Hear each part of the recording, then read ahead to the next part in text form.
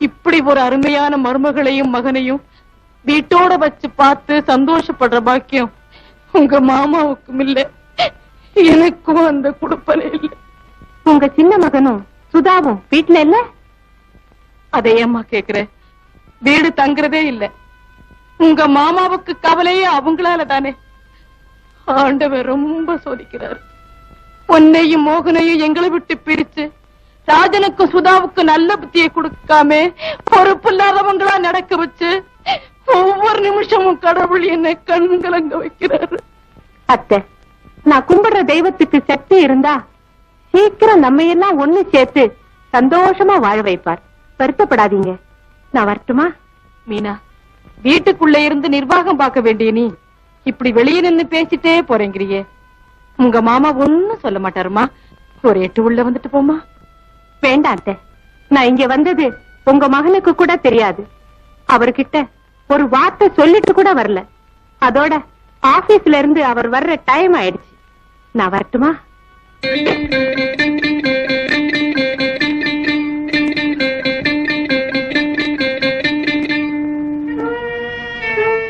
மீனா, எனக்கு தெரியாம நீ வந்த, உனக்கு தெரியாம நான் வந்துட்டேன் பாத்தியா?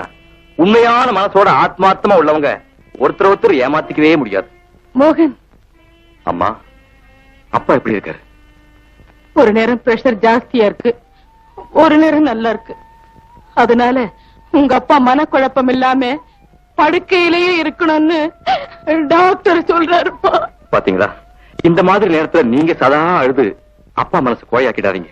முதல்ல உங்க மனசை தைரியப்படுத்திட்டு அப்புறம் அப்பாவுக்கும் தைரியம் சொல்லுங்க. எங்களை பத்தி எல்லாம் கவலைப்பட வேண்டாம். நான் சொன்னதெல்லாம் ஞாபகத்தில் இருக்கட்டும். தெரியுதாமா? மீனா, புறப்படலாமா? இருப்பா, இருமா. நீங்க ரெண்டு பேரும் வீட்டுக்குள்ள வரவே மாட்டீங்களா? அம்மா, அப்பா வாயால எப்ப எங்களை வீட்டுக்குள்ள வாழ கூப்பிடுறாரோ அப்பதான் வரும்னு உங்க மருமக அன்னைக்கே சொல்லிட்டாளே. அதை பத்தி எல்லாம் நினைக்காதீங்க. நாங்க வரோம். மீனா, கமான். மீனா, மோகன், அன்னைக்கு வீட்டை விட்டு வெளியே போங்கன்னு சொன்ன இந்த பயண வேலைதான் இன்னைக்கு வீட்டுக்குள்ள வாங்கன்னு கூப்பிடுறேன். வாங்க வாங்க வீட்டுக்குள்ள.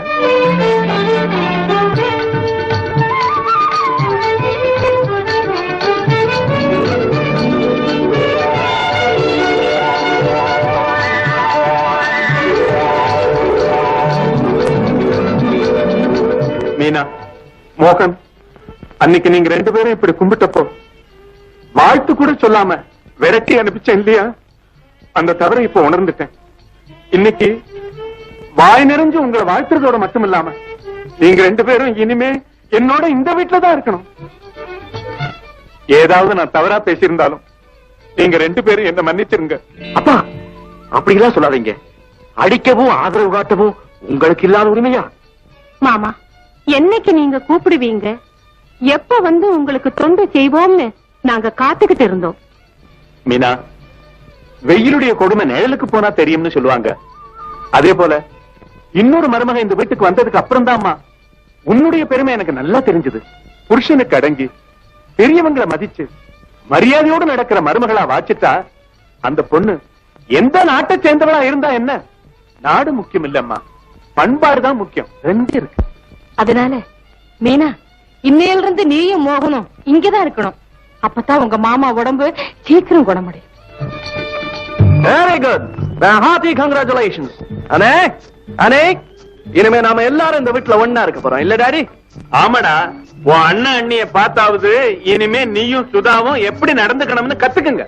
சாரி டாடி, இந்த காப்பி அடிக்கிற பழக்கம் எங்கிட்ட கிடையாது.